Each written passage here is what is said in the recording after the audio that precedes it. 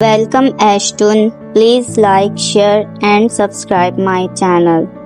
गुलाब शहजादी की कहानी। एक दफा का जिक्र है कि एक दूर दराज की सरजमीन में एक खूबसूरत बाग था जिसे लोग गुलाबों का बाग कहते थे। इस बाग में दुनिया के सबसे हुसैन गुलाब खुलते थे, लेकिन उनमें से सबसे नायाब और खूबसूरत गुलाब एक खास पौधे पर खिलता था जिसे लोग गुलाब शहजादी कहते थे। गुलाब शहजादी सिर्फ रात के वक्त खुलती थी और उसकी खुशबू इतनी मशहूर कुन थी कि जो भी इसे सूंघता वो फौरन सिहर में मुब्तला हो जाता। ये गुलाब इतना नायाब था कि सिर्फ एक ही पौधे पर साल में एक बार खिलता था और ये पौधा जादुई था। इस बादशाहत में एक खूबसूरत शहजादा रहता था जिसका नाम शहजादा ज़रियाब था। शहजादे ने गुलाब शहजादी के बारे में सुन रखा था और उसने फैसला किया कि वो इस नायाब गुलाब को अपने महल में लेकर आएगा। वो एक रात को चुपके से गुलाबों के बाग में गया और गुलाब शहजादी के सामने पहुंचा। जैसे ही शहजादा ज़रियाब ने गुलाब शहजादी को तोड़ने की कोशिश की,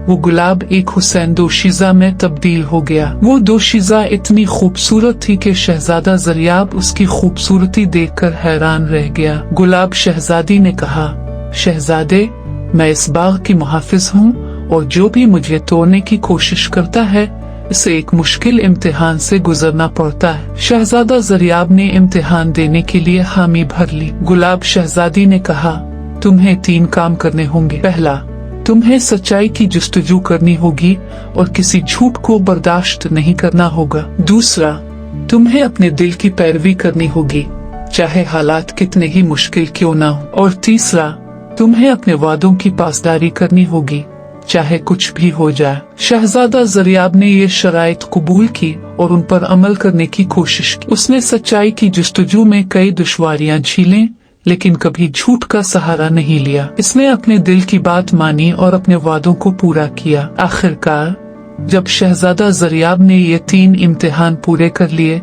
तो गुलाब शहजादी दोबारा गुलाब के फूल में तब्दील हो गई और शहजादे के हाथों में आ गई। जैसे ही शहजादे ने इसे छुआ, वो गुलाब एक खूबसूरत ताज में तब्दील हो गया। शहजादा ज़रियाब ने वो ताज पहन लिया और गुलाबों के बाग का मुहाफिज बन गया। वो और गुलाब शहजादी हमेशा के लिए एक साथ खुश और खुर्रम रहे और उनकी कहानी मोहब्बत, सच्चाई और वफादारी की अलामत बन गई। यूं गुलाब शहजादी की कहानी नस्ल दर नस्ल सुनाई जाती रही और आज भी लोग इस बाग के गुलाबों की खुशबू से मशहूर हो जाते हैं।